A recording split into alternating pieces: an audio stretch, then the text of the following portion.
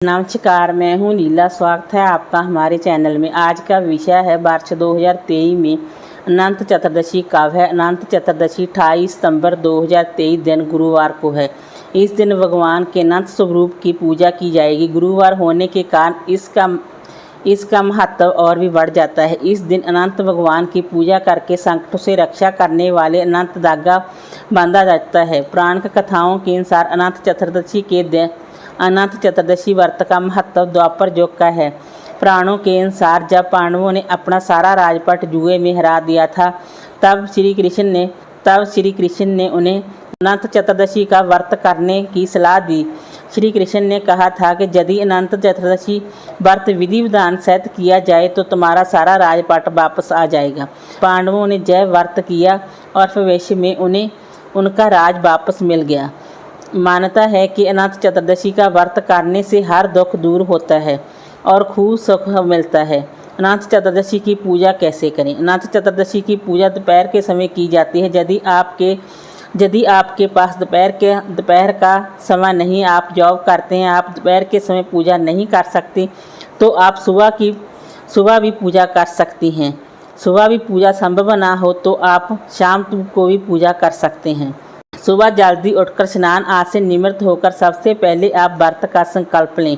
अगर आप व्रत नहीं रख सकते हैं तो आप केवल पूजा कर सकती हैं।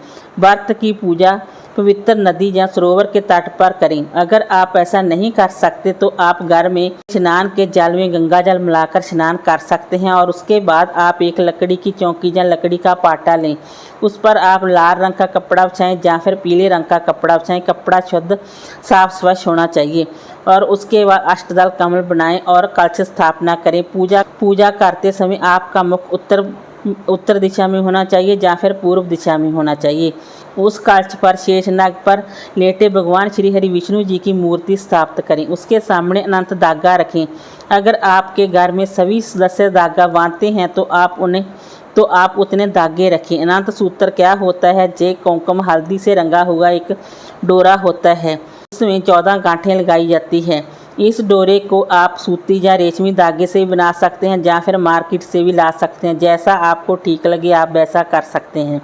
उसके बाद आप ओम अनंताय नम मंत्र का जाप करते हुए अनंत सूत्र और भगवान श्री हरि विष्णु जी की पूजा करें। भगवान के समक्ष धूप दीप जलाएं और भोग प्रसाद अर्पित करें। उसके बाद आप हाथ में जल लेकर व्रत का संकल्प लें।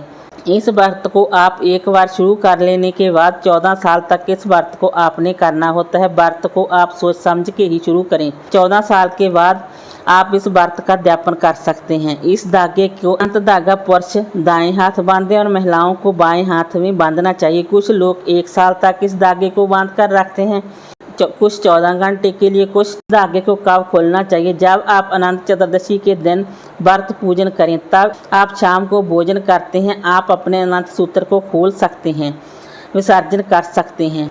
अगर आप ऐसा नहीं कर सकते, इस दिन आप विसर्जन नहीं कर सकते किसी कारणवश, तो आप 14 दिन के बाद इस धागे को खोलकर विसर्जित कर सकते हैं। अगर आप 14 दिन के बाद भी किसी कारणवश इस धागे को खोलकर विसर्जित नहीं कर सकते तो आप पूरे साल इस धागे को बांध कर रखें।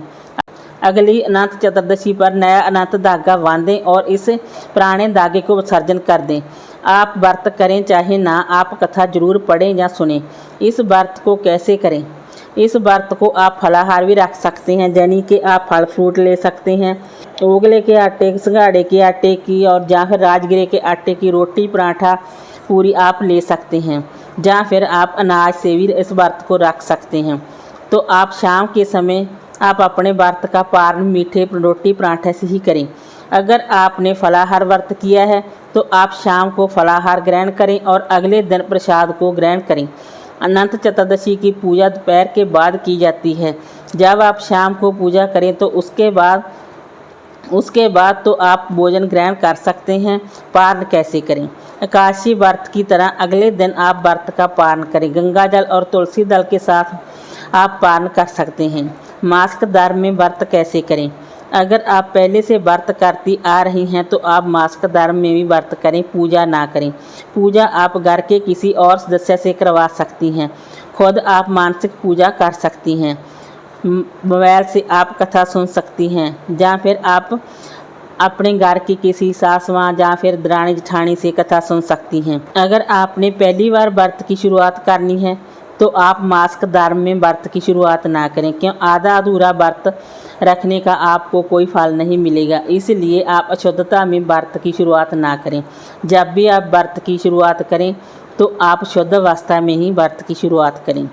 अब मैं बात करूंगी अनंत सूत्र कैसे बांधें। अनंत सूत्र की अगर आप हर साल धागा बांधती हैं तो आप इस साल अपने अनंत धागा की भी पूजा किसी और से करवा सकती हैं। पूजा किसी और से करवाकर घर के मंदिर में रखें। जब आप शुद्ध हो जाएं तो उसके बाद आप अपने धागे को पहन सकती हैं। मासिक धर्म में भी आप अपने धागे की पूजा खुद नहीं कर सकती। वीडियो अच्छी लगी हो तो लाइक कीजिए, शेयर कीजिए, सब्सक्राइब कीजिए। Thanks for watching this video.